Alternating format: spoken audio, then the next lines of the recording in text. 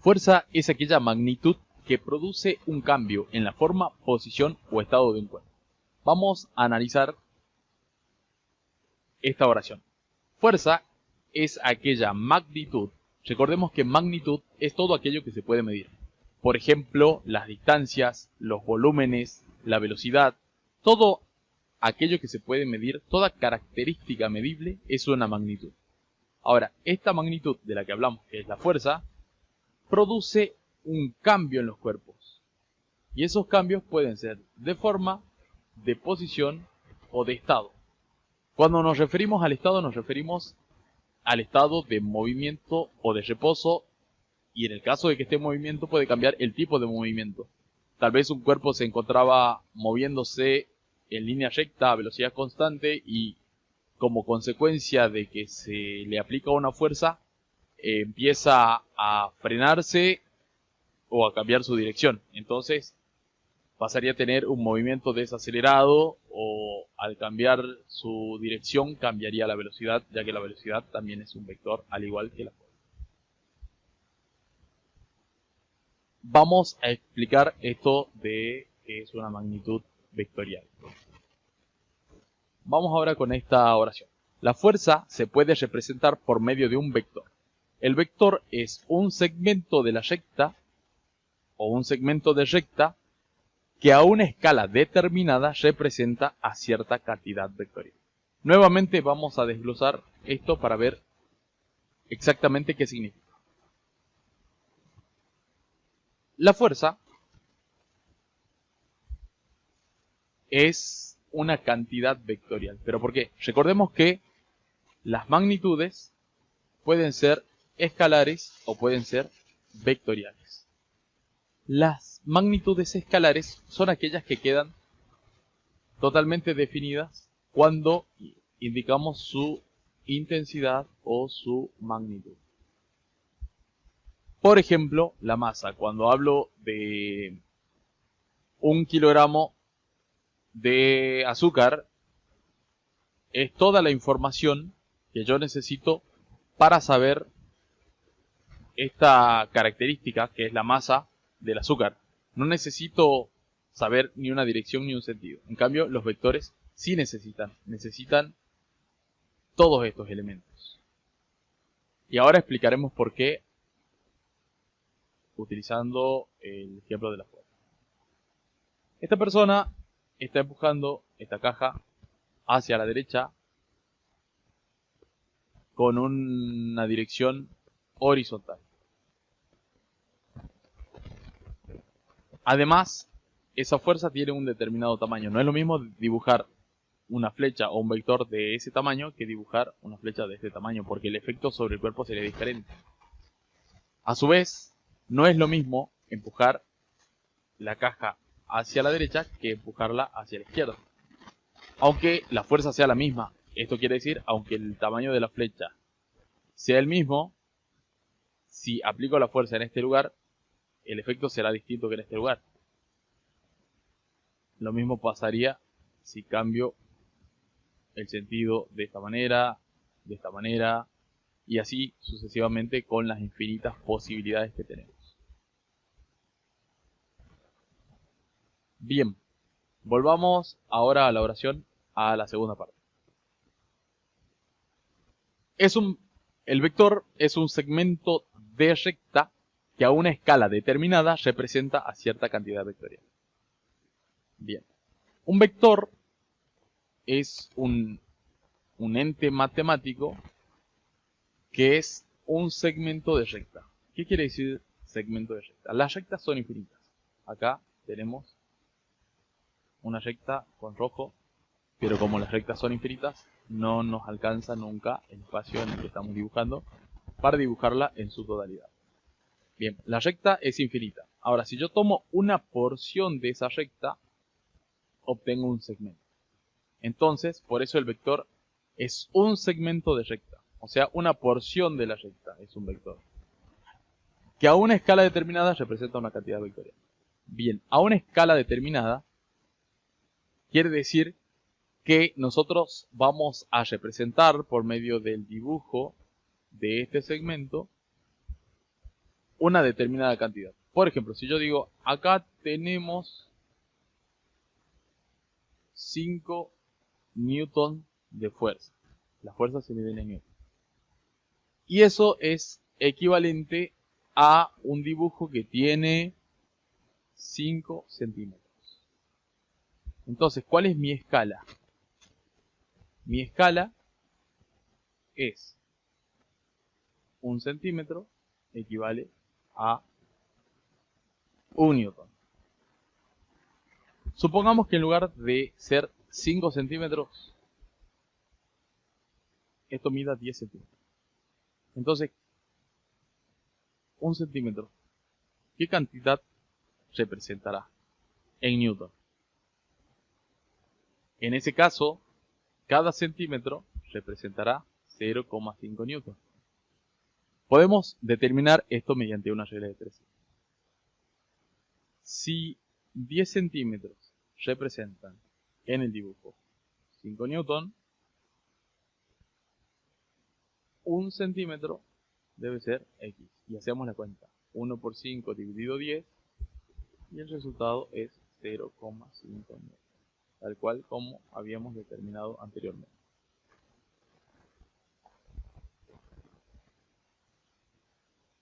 Y vamos ya por la última parte de la oración. A una escala determinada representa a cierta cantidad vectorial. Lo que estamos diciendo aquí es que este dibujo representa a una cantidad vectorial del mundo real. Podríamos decir entonces que el vector es una abstracción de las fuerzas en el mundo real. Recordemos, las fuerzas no son el único tipo de cantidad vectorial, pero estamos muy familiarizados con las fuerzas, así que estudiar a los vectores o a las cantidades vectoriales, comenzando por las fuerzas, es muy útil porque tenemos esta familiaridad. Entonces, un vector representa a una cantidad vectorial. Punto de aplicación. Es el lugar del cuerpo en donde se aplica la fuerza. Eso es el punto de aplicación. Dirección y sentido. Estas dos palabras, habitualmente en el lenguaje coloquial, muchas personas las toman como sinónimos. En realidad tienen una diferencia. Son conceptos que están relacionados, pero que son diferentes. La dirección vamos a explicarla de la siguiente manera, también con dos conceptos con los que estamos familiarizados. Con el concepto de vertical y horizontal. La dirección puede ser vertical o puede ser horizontal. Ahora, dentro de la dirección vertical podemos tener sentido hacia arriba, que es lo que nos indica la punta de la flecha, o podemos tener sentido hacia abajo. En ambos casos tenemos dirección vertical, pero el sentido es diferente. El sentido me lo indica la punta de la flecha. Lo mismo pasa con la dirección horizontal. Podemos tener sentido hacia la derecha o sentido hacia la izquierda. Entonces, tenemos esta dirección, que sería la dirección de la recta, y dentro de esa dirección podríamos tener este sentido, que es el que estaba marcado en el dibujo, pero también podríamos tener este sentido, en la misma dirección, o sea, sobre la misma recta. Continuemos.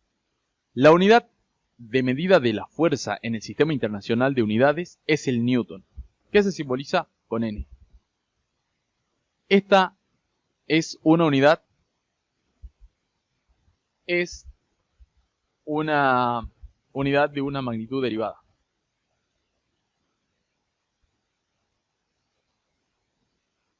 El newton está compuesto por la combinación del kilogramo, el metro y el segundo al cuadrado. Por eso es que es una magnitud derivada, no es una magnitud básica. Las magnitudes básicas que podemos ver acá son el kilogramo, el metro. El segundo al cuadrado no es una unidad básica, es una unidad derivada, porque la unidad básica sería el segundo. Cuando le ponemos el cuadrado ya sería una unidad derivada. Sistemas de fuerzas. Un sistema de fuerzas se puede entender como un conjunto de fuerzas que actúan simultáneamente sobre un cuerpo. Fuerza es aquella magnitud que produce un cambio en la forma, posición o estado de un cuerpo. Es lo que ya habíamos mencionado. Ahora, hablando de los sistemas de fuerzas, tenemos componentes y resultantes. Además, también tenemos equilibrantes. Componentes son cada una de las fuerzas que forman parte del sistema, o sea, de este conjunto de fuerzas del que hablábamos. Resultante es la fuerza única capaz de sustituir a todo el sistema con el mismo efecto. Expliquemos esto. Tengo acá un cuerpo y sobre ese cuerpo actúa esta y esta fuerza. Tenemos un sistema de fuerzas ya que actúa más de una fuerza. Con dos fuerzas que tengamos ya tenemos un sistema de fuerzas.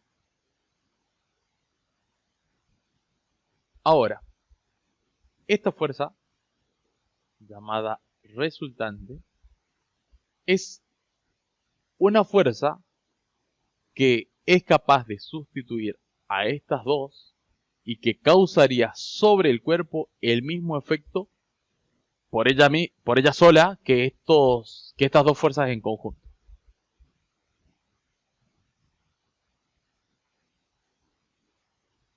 Existen distintos métodos para hallar el valor de la resultante conociendo datos de las fuerzas componentes.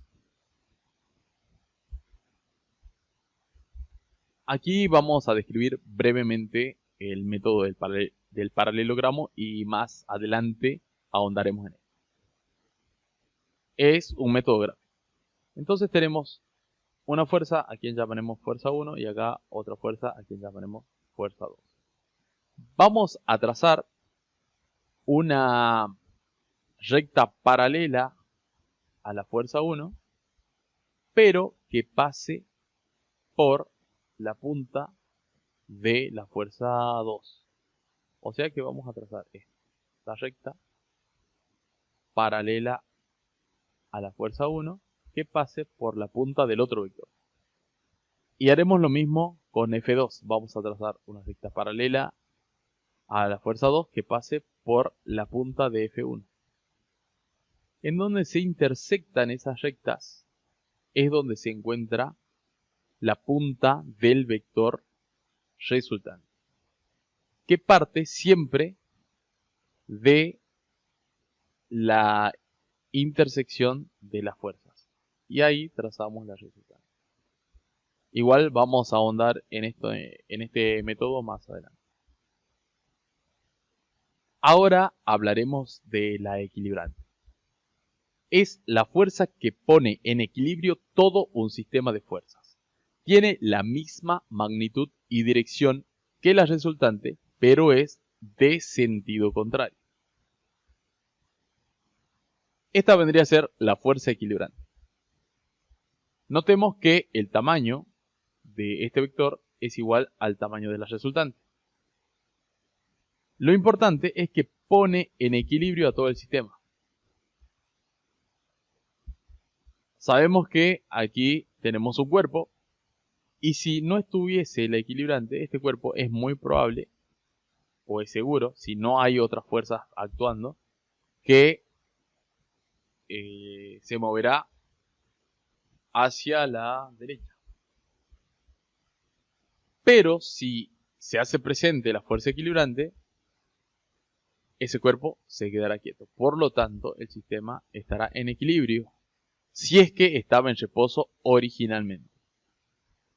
Cuando veamos las leyes de Newton, veremos de que este cuerpo puede estar en movimiento rectilíneo uniforme aunque esté en equilibrio. Es importante recalcar de que en el mundo real siempre están actuando más fuerzas de las que pensamos sobre un mismo cuerpo. Pasa que los cuerpos están todo el tiempo interactuando. En algunos problemas, por cuestiones didácticas, se considera solamente una fuerza para poder hacer cálculos, pero es solo por cuestiones didácticas. En el mundo real eso difícilmente sucede. Vamos a ver ahora los tipos de sistemas de fuerzas. Existen varios sistemas, varios tipos de sistemas. Y entre los más importantes están los sistemas de fuerzas colineales en la misma dirección y sentido y los sistemas de fuerzas colineales de sentido opuesto. Vamos a explicar estos dos tipos. Son fuerzas colineales aquellas que tienen la misma dirección. O sea que estas dos fuerzas son colineales y este par de fuerzas también. La diferencia es que este sistema va hacia la derecha, las dos componentes van hacia la derecha y en este otro sistema vamos hacia la izquierda. Para sumar estos vectores colineales lo único que se hace es sumar sus magnitudes para obtener la resultante. Por ejemplo, si este vector mide 5 y este mide 6, la resultante medirá, digamos que estamos trabajando con newtons, medirá 11 newton y es el vector amarillo. Notemos que las resultantes, tanto las resultantes de la izquierda como la de la derecha, tienen la misma dirección, pero sus sentidos son diferentes. Y bueno, lo mismo pasaría si vamos hacia la izquierda. Este vector componente más este nos daría una resultante igual a la suma de los tamaños de los vectores que están marcados y con sentido hacia la izquierda. Vamos ahora al caso B. Fuerzas colineales en sentido opuesto se nulifican si son iguales o se restan si son diferentes. Veamos. Tengo un sistema de fuerzas de este tipo, en donde las componentes tienen igual dirección pero sentido opuesto. Vamos a suponer, para explicar, que esta componente mide 10 y esta mide 7. Entonces podríamos decir que gana la fuerza que va hacia la derecha. ¿Por cuánto gana? Por 3 unidades. Por lo tanto, la resultante será un vector que tiene dirección horizontal y sentido hacia la derecha. Porque el 10 que se dirigía hacia la derecha es mayor al 7. Veamos el ejemplo de la derecha. Tenemos esta componente hacia la izquierda y esta componente hacia la derecha. Notemos de que si a este largo le quitamos este largo, se obtiene este vector. Entonces, si aquí tenemos 17 y acá tenemos 5, tenemos 12 que van hacia la izquierda. Es una resta simple. Ahora, si el tamaño de cada una de las componentes es el mismo, son iguales entre sí, estas fuerzas se anulan. Sistema de fuerzas paralelas. Las fuerzas paralelas del mismo sentido se suman, como por ejemplo vemos aquí en este gráfico. Hay que tener algunas consideraciones con las fuerzas paralelas, pero por el momento lo que decimos hasta acá será suficiente. Entonces acá tenemos las componentes y esta será la resultante. Fuerzas paralelas que tienen sentido contrario. Aquí tenemos el cuerpo y tengo dos fuerzas paralelas que tienen dirección paralela, pero sus sentidos son contrarios. En ese caso, estas fuerzas harán que el cuerpo gire. No importa si las fuerzas son diferentes o son iguales, el cuerpo Si no actúan otras fuerzas, va a girar. Y finalmente veremos las fuerzas concurrentes. También se les conoce como fuerzas angulares. Se suman por el método de la poligonal o también puede ser por el método del paralelogramo. Como ya vimos, tengo esta componente y esta componente, se trazan rectas paralelas, se forma un paralelogramo y se unen estos dos puntos para hallar la fuerza resultante, que tiene este sentido.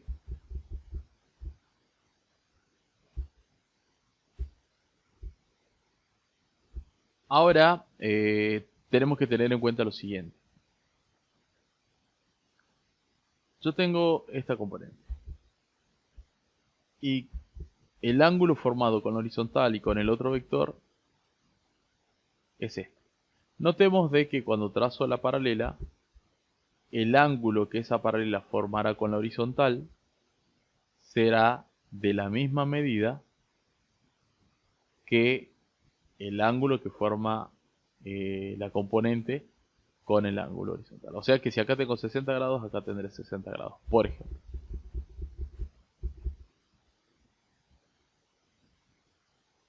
Veamos un ejemplo. Encontrar por el método gráfico la resultante y el ángulo que forma con el eje horizontal. Vamos a utilizar el método de la poligonal. Acá tenemos los datos. Vamos a acercar un poco el dibujo para poder ver bien qué es lo que está pasando. La escala es 1 centímetro igual a 100 newton. Entonces tenemos la fuerza 1 y la fuerza 2. La fuerza 1 tiene un valor de 250 newton, o sea que en el dibujo estamos hablando de un vector que tiene 2,5 centímetros, ya que 1 centímetro equivale a 1 newton en el dibujo.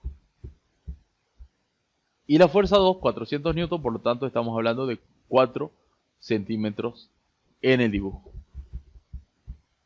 Estos ángulos son los ángulos que forman cada uno de los vectores con la horizontal. Ahora veremos a qué nos referimos cuando decimos con la horizontal. La fuerza 1 la representamos en este lugar, formando un ángulo de 40 grados con la recta horizontal, que es mi recta de referencia, una de mis rectas de referencia. Veamos qué es lo que pasa acá. Tenemos un eje cartesiano, un sistema de ejes cartesianos, X e Y, que nos sirven como referencia, que nos permiten ubicarnos en el plano. Entonces, dibujo el par de ejes coordenados y dibujo el vector 1 o la fuerza 1 a partir del origen de coordenadas. Teniendo en cuenta los datos, medimos 40 grados con el transportador y trazamos un vector que mida 2,5 centímetros, que sería el equivalente a 250 newtons según la escala. Una vez que dibujamos este vector, tenemos que dibujar el siguiente, pero lo dibujamos de manera tal de que el inicio de este vector coincida con la punta de la flecha del vector anterior.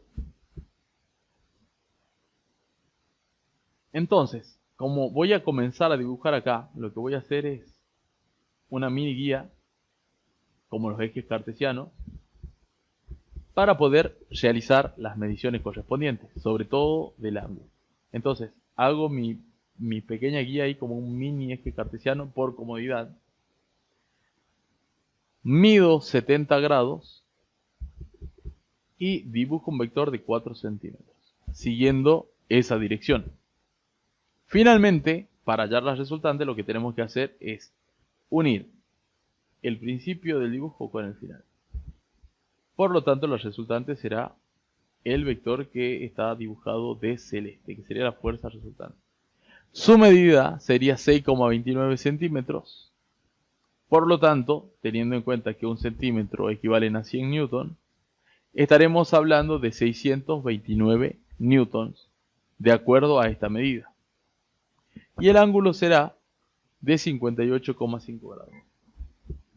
Nos estamos refiriendo al ángulo que forma el vector resultante, que es el celeste, con el eje horizontal. Siempre nos vamos a referir al eje horizontal y a la parte positiva del eje horizontal, salvo de que se indique lo contrario explícitamente.